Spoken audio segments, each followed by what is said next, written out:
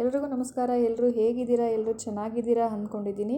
ಇವತ್ತು ನಾನೊಂದು ಸಿಂಪಲ್ಲಾಗಿರೋ ರೆಸಿಪಿನ ನಮ್ಮ ಅಕ್ಕ ಮಾಡ್ತಿದ್ದಾರೆ. ಅದನ್ನು ನಿಮ್ಗೊಂದು ಶೇರ್ ಮಾಡೋಣ ಅನ್ನಿಸ್ತು, ಅದಕ್ಕೋಸ್ಕರ ಶೇರ್ ಮಾಡ್ತಾಯಿದ್ದೀನಿ.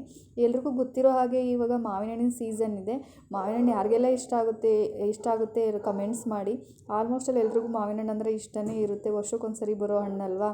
ಸೊ ಇದು ಮಾವಿನ ಹಣ್ಣಲ್ಲಿ ಯಾವ ಥರ ಜ್ಯೂಸ್ ಮಾಡ್ಬೋದು ಮನೆಯಲ್ಲೇ ಅಂತ ಹೇಳ್ಕೊಡೋಣ ಅಂತ ಎಲ್ರಿಗೂ ಗೊತ್ತಿರುತ್ತೆ. ಇವತ್ತು ಶೇರ್ ಮಾಡ್ತಾಯಿದ್ದೀವಿ. ಯಾರಿಗೆಲ್ಲ ಇಷ್ಟ ಆಗುತ್ತೆ ಪ್ಲೀಸ್ ಲೈಕ್ ಮಾಡಿ, ಕಮೆಂಟ್ ಮಾಡಿ, ಸಬ್ಸ್ಕ್ರೈಬ್ ಮಾಡಿ.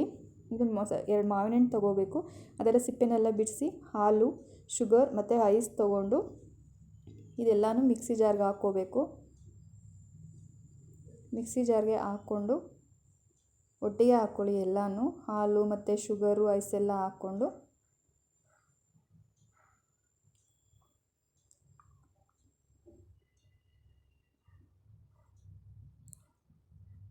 ಶುಗರ್ ಒಂದು ಸ್ವಲ್ಪ ಕಡಿಮೆನೇ ಹಾಕ್ಕೊಳ್ಳಿ, ಯಾಕೆಂದರೆ ಮ್ಯಾಂಗೋನೇ ಸ್ವಲ್ಪ ಸ್ವೀಟ್ ಇರೋ ಮ್ಯಾಂಗೋ ಆದರೆ ಶುಗರ್ ಕಮ್ಮಿ ಹಾಕ್ಕೊಂಬಿಡಿ.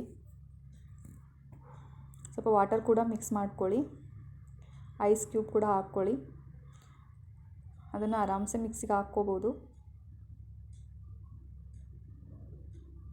ಈ ವಿಡಿಯೋ ಯಾರಿಗೆಲ್ಲ ಇಷ್ಟ ಆಗುತ್ತೆ ಪ್ಲೀಸ್ ಲೈಕ್ ಮಾಡ್ಕೊಂಡು ಸಬ್ಸ್ಕ್ರೈಬ್ ಮಾಡ್ಕೊಂಡು ವೀಡಿಯೋಸ್ನ ನೋಡ್ಬೋದು. ಜ್ಯೂಸ್ ರೆಡಿ ಇದೆ, ತುಂಬ ತಿಕ್ಕಾಗಿ ಬಂದಿದೆ. ಈ ವಿಡಿಯೋ ಎಲ್ರಿಗೂ ಇಷ್ಟ ಆಗುತ್ತೆ ಅಂದ್ಕೊಂಡಿದ್ದೀನಿ. ಪ್ಲೀಸ್ ಲೈಕ್ ಮಾಡಿ, ಶೇರ್ ಮಾಡಿ ಮತ್ತು ಕಮೆಂಟ್ಸ್ ಮಾಡಿ.